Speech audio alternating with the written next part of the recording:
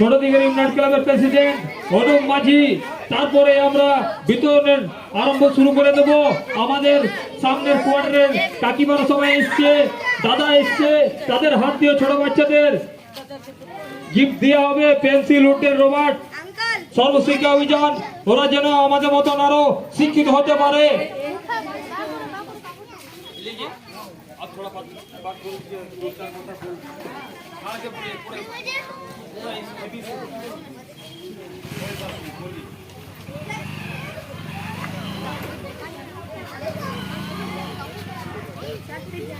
दोस्तों नमस्कार।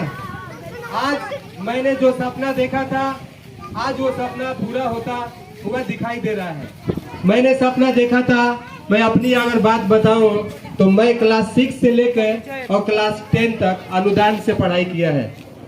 मेरे गांव में एक सतीश भैया थे, वो हम लोग को खाता कलम देते थे और उसी से हम लोग पढ़ते थे। बस वही पढ़ाई का देन है कि आज मेरे दिमाग में आया कि हमको भी कुछ करना चाहिए। और मैं बहुत ही ज्यादा धन्यवाद देना चाहता हूँ इस क्लब को और इस क्लब के सारे मेंबर को, जिन्होंने इस प्रोग्राम को संपन्न करने हेतु अपने प्रांगण का अनुदान दिया। साथ में जो भी टेबल कुर्सी व्यवस्था सब इस क्लब के माध्यम से हम लोग को मिला। और इसके साथ साथ मैं बहुत ही ज्यादा धन्यवाद देना चाहता हूँ इस 19 नंबर 20 नंबर क्वार्टर के जो हमारे दीदी भाई बहन जो लोग हैं, इन लोगों ने मेरे सपने को साकार किया है। भगवान जिसको जितना दिए हैं उसके अनुसार सब लोगों ने दान दिया है और आपके दान का ही फल है कि आज छोटे छोटे बच्चों को उनको पढ़ाई को मजबूत करने के लिए खाता कलम देने का प्रोग्राम आयोजित किया गया है। और इस आयोजन को संपन्न करने के लिए हमारे मेले में जितने दुकानदार भाई लोग हैं, इन लोगों से भी जितना सहयोग हुआ था सबने किया। और मैं आप सबसे और भगवान से भी ये विनती करता हूँ, ये निवेदन करता हूँ कि ऐसे ही सबके दिमाग में विचार आना चाहिए। अरे अपने लिए तो सभी करते हैं, लेकिन जो समाज के लिए करे उसको दुनिया याद रखती है। ऐसे कौन जानता है आपको कि आपका नाम क्या है, आप कहाँ रहते हैं, आप क्या करते हैं। अपने बच्चों के लिए तो सब कोई खिलौना खरीदता है, कॉपी खरीदता है, पढ़ाई कराता है, लेकिन अपने जीवन के कमाई से अगर 1 रुपया निकाल कर अगर आप किसी गरीब बच्चे को अगर दान देते हैं तो वो दान आपको पुनः मिलता है।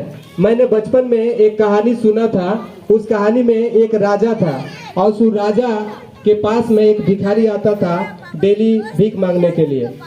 एक दिन राजा सोचा कि चलो आज मैं भिक्षा मांगने जाऊंगा, और राजा अपना भेष बदलकर उसी भिखारी के घर पहुंच जाता है।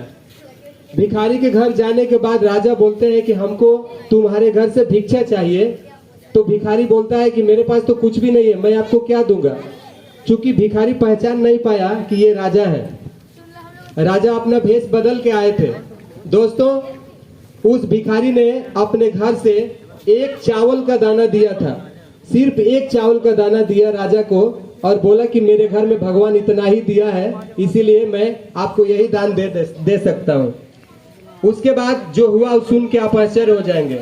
जब राजा ने चावल का 1 दाना लिया तो लेने के बाद 1 चावल के दाना के बराबर सोना निकाला अपने जेब से और उस भिखारी को देते हुए कहा कि तुमने मुझे जितना दिया है उतना मैंने तुमको दे दिया।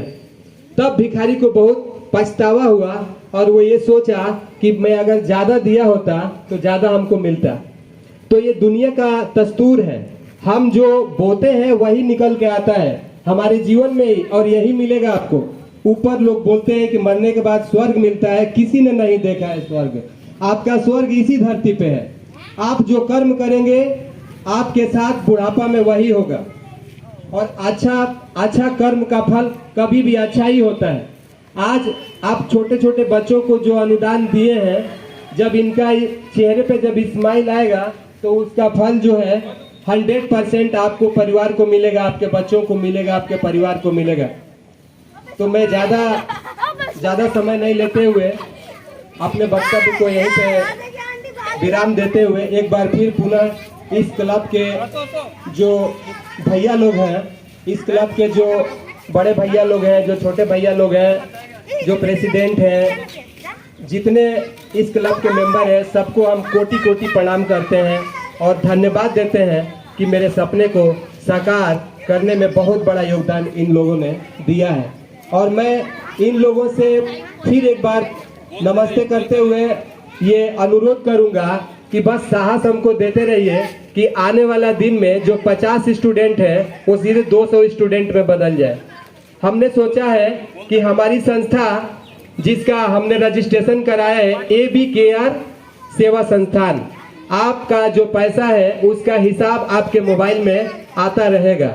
अगर आप YouTube चलाते हैं तो YouTube में अपना बाजार कुटीर रोजगार नाम बोल के एक चैनल है, उसको अगर आप सब्सक्राइब कर देते हैं तो इस चैनल में छोटे छोटे बच्चे जो तुतली तुतली शब्दों में कहानियां सुनाते हैं, अपने शब्दों में छोटे छोटे बच्चे कविता सुनाते हैं, इंग्लिश पोएम सुनाते हैं, कोई ड्राइंग बनाया है तो उसके ड्राइंग को आप देखिए, लाइक कीजिए और सब्सक्राइब कीजिए ताकि उन बच्चों को भी आगे बढ़ने का मौका मिले। हाँ, इसके बाद एक और हम अपने जो मेरा संस्था है इसका उद्देश्य क्या है एक बार और मैं आपको बता देना चाहता हूँ। शिक्षा पे तो हम काम करेंगे ही, लेकिन इसके साथ साथ रोजगार पर भी काम हमको करने का मन है। कोई भी महिला अगर अपने घर में या कोई भी स्टूडेंट अगर ब्रिलियंट है, उसके अंदर कोई भी अगर कला है तो वो अपने कला का 1 मिनट का वीडियो बना के हमको दे, उसको वायरल करेंगे और पूरा आसनसोल क्या पूरा बंगाल देखेगा। तो आइए अब मिलवाते हैं आपको एक एक बच्चे से।